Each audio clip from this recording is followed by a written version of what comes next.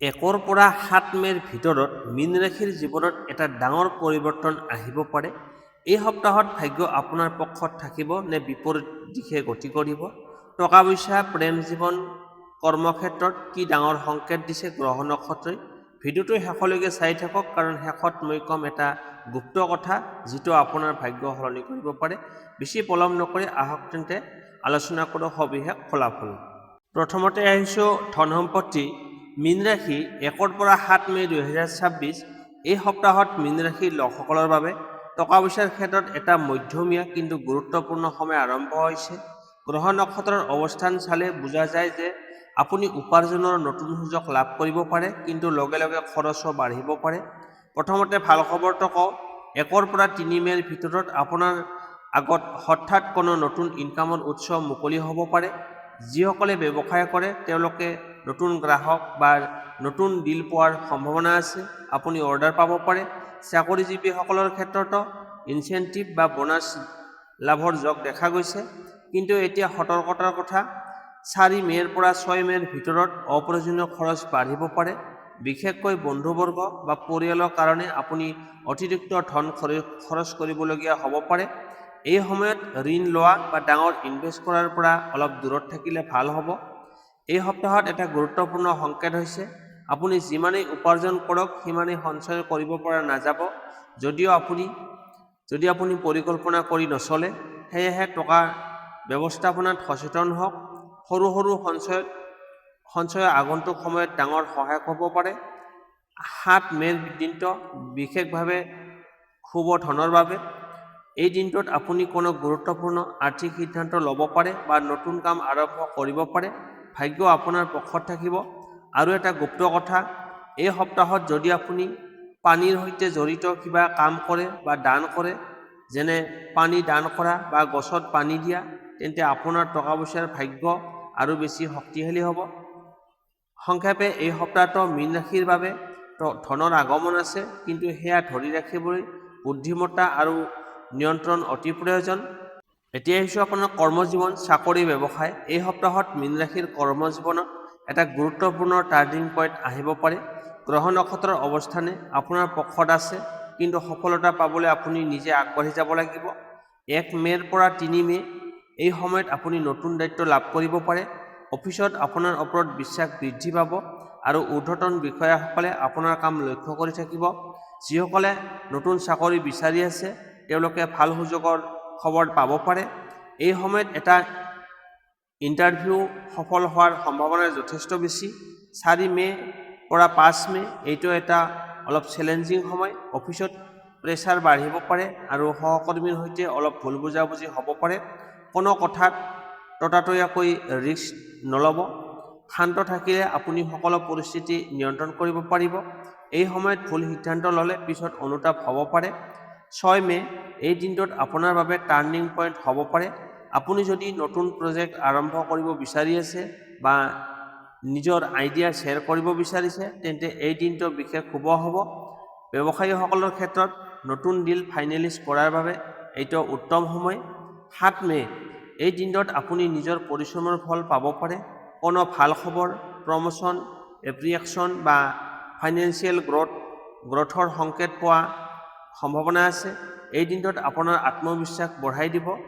এই সপ্তাহত এটা ডাঙৰ মেছেজ হৈছে, hard work plus smart decision equal to success. মাত্ৰ কষ্ট কৰিলেই নহ'ব, সঠিক সময়ত সঠিক সিদ্ধান্ত লোৱাটো অতি গুৰুত্বপূৰ্ণ। আৰু এটা গুপ্ত টিপছ, এই সপ্তাহত যদি আপুনি প্ৰতিদিনে পুৱা 5 মিনিট ধ্যান কৰে বা নিজৰ লক্ষ্যত মনোযোগ দিয়ে, তেন্তে আপোনাৰ কৰ্মজীৱনত বাধা কমি যাব আৰু সফলতা বাঢ়িব। মুঠতে ক'বলৈ গ'লে এই সপ্তাহত মীন ৰাশিৰ বাবে কৰ্মজীৱনত সুযোগো আছে, চেলেঞ্জো আছে। কিন্তু যদি আপুনি ধৈৰ্য আৰু বুদ্ধিমত্তাৰে কাম কৰে, তেন্তে এই সপ্তাহত আপোনাৰ কেৰিয়াৰৰ বাবে এটা নতুন দিশ মুকলি হ'ব পাৰে। এতিয়া আহিছোঁ প্ৰেম আৰু দাম্পত্য জীৱন। এই সপ্তাহত মীন ৰাশিৰ প্ৰেম আৰু দাম্পত্য জীৱনত আৱেগ, বুজাবুজি আৰু কিছুমান পৰীক্ষাৰ সময় আহিব। গ্ৰহ নক্ষত্ৰৰ প্ৰভাৱত আপোনাৰ হৃদয়ৰ কথা বেছি শক্তিশালী হৈ উঠিব। প্ৰথমতে কথা কওঁ অবিবাহিত লোকসকলৰ বাবে। 1ৰ পৰা 3 মে'ৰ ভিতৰত আপুনি কোনো বিশেষ ব্যক্তিৰ লগত সংযোগ অনুভৱ কৰিব পাৰে। এই সংযোগটো হঠাৎ আৰম্ভ হ'ব পাৰে। ছ'চিয়েল মিডিয়া, বন্ধুৰ জৰিয়তে বা ক'ৰবাত সাক্ষাৎকাৰে হ'ব পাৰে, কিন্তু মনত ৰাখিব এইটো সঁচা অনুভৱ নে কেৱল আকৰ্ষণ সেয়া বুজিবলৈ অলপ সময় লওক। 4 পৰা 5 মে এই সময়ত অলপ কনফিউজন আহিব পাৰে। আপুনি নিজৰ অনুভৱ বুজিবলৈ অসুবিধা পাব পাৰে বা সাম্প্ৰতিক সম্পৰ্কত সন্দেহৰ সৃষ্টি হ'ব পাৰে। এই সময়ত ততাতৈয়াকৈ সিদ্ধান্ত নল'ব। যি কথা আপোনাৰ মনত আছে সেয়া খোলাখুলিভাৱে কওক। যোগাযোগেই এই সমস্যাৰ সমাধান হ'ব। এতিয়া কথা কওঁ বিবাহিতসকলৰ বাবে, ৰিলেশ্যনশ্বিপত থকা লোকসকলৰ বাবে। এই সপ্তাহত আপোনালোকৰ মাজত ইম'চনেল বণ্ডিং বাঢ়িব পাৰে, বিশেষকৈ 2 পৰা 3 মে। এই দিনবোৰত আপুনি আপোনাৰ সংগীৰ লগত ভাল সময় কটাব পাৰিব। কোনো পুৰণি ভুল বুজাবুজি থাকিলে এই সময়ত সেইটো দূৰ হ'ব পাৰে। কিন্তু 4 মে'ৰ পৰা 6 মে এইটো অলপ সংবেদনশীল সময়। সৰু সৰু কথাত তৰ্ক বা মনোমালিন্য হ'ব পাৰে। আপোনাৰ সংগীয়ে আপোনাৰ পৰা বেছি মনোযোগ আশা কৰিব পাৰে, কিন্তু আপুনি ব্যস্ততাৰ বাবে সেয়া দিব নোৱাৰিলে সমস্যা হ'ব পাৰে। সেয়ে অলপ সময় উলিয়াই সংগীক বুজিবলৈ চেষ্টা কৰক। 6 মে'ৰ পৰা 7 মে এই দিনবোৰত ৰিলেশ্যনশ্বিপৰ বাবে হিলিং টাইম হ'ব পাৰে। যদি কোনো সমস্যা আছিল বা হৈছিল সেয়া এই সময়ত ঠিক কৰাৰ সুযোগ পাব। একেলগে সময় কটোৱা, কথা বতৰা পতা এইবোৰে সম্পৰ্ক আৰু মজবুত কৰিব। এই সপ্তাহত এটা গুৰুত্বপূৰ্ণ message, love needs understanding not ego'. অহংকাৰৰ বাবে যদি আপুনি নিজৰ কথা জোৰ দি ৰাখে তেন্তে সম্পৰ্কত দূৰত্ব আহিব পাৰে, কিন্তু যদি আপুনি বুজাবুজি আৰু ধৈৰ্য দেখুৱায় তেন্তে প্ৰেম আৰু বেছি গভীৰ হ'ব। আৰু এটা গুপ্ত টিপছ, এই সপ্তাহত যদি আপুনি শুক্ৰবাৰে ফ্ৰাইডে বগা বা হালধীয়া ৰঙৰ কিবা উপহাৰ সংগীক দিয়ে তেন্তে সম্পৰ্কত মিঠাচ বাঢ়িব। আৰু ভগৱানক ধন্যবাদ জনাই মনত শান্তি ৰাখিলে প্ৰেম জীৱনত সুস্থিৰতা আহিব। মুঠতে ক'বলৈ গ'লে এই সপ্তাহত মীন ৰাশিৰ প্ৰেম জীৱনত নতুন অনুভৱ, কিছুমান পৰীক্ষা আৰু শেষত এটা সুন্দৰ সমাধান আছে। যদি আপুনি হৃদয়ৰ পৰা ভালপোৱা দিয়ে আৰু সংগীক বুজিবলৈ চেষ্টা কৰে তেন্তে এই সপ্তাহত আপোনাৰ সম্পৰ্কক আৰু বেছি শক্তিশালী কৰি তুলিব। এতিয়া আহিছোঁ আপোনাৰ ভাগ্য। এই সপ্তাহত আপোনাৰ ভাগ্য কেনেকুৱা থাকিব? মীন ৰাশি, এই সপ্তাহত মীন ৰাশিৰ ভাগ্য কেনেকুৱা থাকিব? এইটো এটা অতি গুৰুত্বপূৰ্ণ প্ৰশ্ন, কাৰণ এই 7 দিনত আপোনাৰ জীৱনত কিছুমান এনেকুৱা ঘটনা ঘটিব পাৰে যিয়ে আপোনাৰ দিশ সলনি কৰি দিব পাৰে। গ্ৰহ নক্ষত্ৰৰ অৱস্থান চাবলৈ গ'লে যে এই সপ্তাহত আপোনাৰ ভাগ্য মধ্যমীয়া হ'লেও কিছুমান বিশেষ দিনত ই বহুত শক্তিশালী হৈ উঠিব পাৰে। 1 মে এই দিনটোত এটা নতুন আৰম্ভণিৰ সংকেত লৈ আহে। আপুনি যদি নতুন কাম আৰম্ভ কৰে বা নতুন সিদ্ধান্ত লয় তেন্তে ভাগ্য আপোনাৰ পক্ষত থাকিব। এই দিনটোত আত্মবিশ্বাসে আপোনাক আগবঢ়াই লৈ যাব। 2 মে এই দিনটোত অলপ সতৰ্ক থাকিব লাগিব। সৰু ভুল সিদ্ধান্তই ডাঙৰ সমস্যাৰ ৰূপ ল'ব পাৰে। সেয়েহে এই দিনটোত ভাগ্যৰ ওপৰত সম্পূৰ্ণ নিৰ্ভৰ নকৰি নিজৰ বুদ্ধি ব্যৱহাৰ কৰক। 3 মে এই দিনটোত আপুনি অচিনাকি সহায় লাভ কৰিব পাৰে। কোনোবাই আপোনাক এনেকুৱা সহায় কৰিব পাৰে যিটো আপুনি আশা কৰা নাছিল। এইটো আপোনাৰ ভাগ্যৰ এক গুপ্ত আশীৰ্বাদ। 4 মে এই দিনটোত অলপ চেলেঞ্জ থাকিব। ভাগ্য অলপ স্থিৰ গতিত চলিব পাৰে আৰু কামত বাধা আহিব পাৰে, কিন্তু মনত ৰাখিব এইটো এটা পৰীক্ষাহে মাত্ৰ, যাৰ পিছত ভাল সময় আহিব। 5 মে এই দিনটোত ভাগ্য পুনৰ জাগ্ৰত হ'ব। টকা পইচা, কৰ্মজীৱন, ব্যক্তিগত জীৱনত সৰু সৰু সফলতা আহিব পাৰে। এই দিনটোত আপুনি নিজৰ পৰিশ্ৰমৰ ফল দেখা আৰম্ভ কৰিব। 6 মে এই দিনটোত আপোনাৰ বাবে এটা টাৰ্ণিং পইণ্ট। যদি আপুনি সঠিক সিদ্ধান্ত লয় তেন্তে এই দিনটো আপোনাৰ জীৱনত ডাঙৰ সুযোগ আনিব পাৰে। ভাগ্য আৰু পৰিশ্ৰম একেলগে কাম কৰিব। 7 মে এইটো সপ্তাহৰ আটাইতকৈ শক্তিশালী ভাগ্যৰ দিন। এই দিনটোত আপুনি যি কাম কৰিব তাত সফলতাৰ সম্ভাৱনা বেছি আছে। নতুন আৰম্ভণি, ইনভেষ্ট বা গুৰুত্বপূৰ্ণ সিদ্ধান্তৰ বাবে এইটো উত্তম দিন। এই সপ্তাহৰ এটা গুৰুত্বপূৰ্ণ message, luck supports those who take action. মাত্ৰ ভাগ্যৰ ওপৰত ভৰসা কৰি নাথাকিব। আপুনি যদি আগবাঢ়ে তেন্তে ভাগ্যই আপোনাৰ লগত আগবাঢ়িব। আৰু এটা গুপ্ত টিপছ, এই সপ্তাহত যদি আপুনি প্ৰতিদিনে পুৱা সূৰ্য উদয়ৰ সময়ত 2 মিনিট নিজৰ লক্ষ্যৰ বিষয়ে চিন্তা কৰে আৰু ঈশ্বৰক প্ৰাৰ্থনা কৰে তেন্তে আপোনাৰ ভাগ্য আৰু বেছি শক্তিশালী হ'ব।